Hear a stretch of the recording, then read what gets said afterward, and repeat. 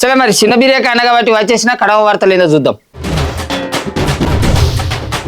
AP CM చంద్రాల sir ఏడీ పోయినా కూడా ఎక్కువ మందిని కానుర్రి అని చెప్తున్న ముచ్చట్లు ఇంటనే ఉన్నాం కదా. ఇక ఇవాళ ఆర్మూరు ఎమ్మెల్యే రాకేష్ రెడ్డి సార్ కూడా ఎక్కువ మందిని కానుర్రి అని చెప్తున్నాడు. సార్ అసలు ఎందుకు ఇట్లా మాట్లాడిండు, మరి ఆ ముచ్చట్లకు కారణం ఏందనేది ఈ వార్త చూసి అరుచుకుందాం పాటి. అన్నిటికీ అదే చెప్తున్నాను వేదిక ద్వారా. దయచేసి మా సోదరులు మహిళలు అందరు ఉన్నారు కాబట్టి ఈ ఫ్యామిలీ ప్లానింగ్ అనేది తీసేయమంటున్నాం. మొత్తం హిందువులు ఫ్యామిలీ ప్లానింగ్ కడుపు నిండా కనుకోరు పిల్లలు, కడుపు నిండా కనుకోరు లేరా మొత్తం. మా 4 మేనత్తలు ఉంది, మా బాబు ఉండే, పెద్ద బాబు ఉండే, 7-8 మంది ఇంటి నిండా పండగ మేక కోసుకుంటే ఆడ సరిపోకపోతుండే. ఓరి ఒక లింగడు అది పుట్టినాడే బాబరే.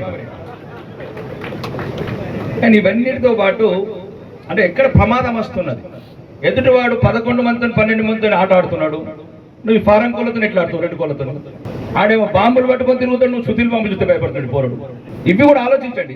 ఆర్మూరు ఎమ్మెల్యే పైడి రాకేష్ అన్న ఏమన్నాడో సమజైందా? హిందువులు ఒక్కరిద్దరినే కంటున్నారు, అదే ముస్లింలు మాత్రం 10-11 మందిని కంటున్నారు. ఇట్లనే అయితే వాళ్ళ జనాభా పెరుగుతుంది, హిందువుల జనాభా తక్కువ అవుతుంది. కాబట్టి హిందువులు ఫ్యామిలీ ప్లానింగ్ చేసుకోకుండ్రి, అడుపు నిండా గనుండ్రి అని చెప్పుకొచ్చిండు. హిందూ ధర్మాన్ని కాపాడుకోవాలంటే హిందువుల సంఖ్య పెంచుకునే మార్గం అన్నాడు. హిందువులు ఐక్యంగా ఉంటేనే దేశం భద్రంగా ఉంటది, దేశం ధర్మం లేకుంటే భవిష్యత్తు ఉండదని చెప్పుకొచ్చిండు. కశ్మీర్ లా ఉగ్రవాదులు కులం చూడలేదు, మతం మాత్రమే చూసిర్రు. మతం ఏందని అడిగి మరీ కాల్చి చంపిర్రు. ఆడబిడ్డలు కాళ్ళ మీద పడ్డా కూడా ఇడిచిపెట్టకుండా పానాలు తీసిర్రు. అందుకే మనం ఐక్యంగా ఉండాలి, మన జనాభా పెంచుకోవాలని పిలుపునిచ్చిండు.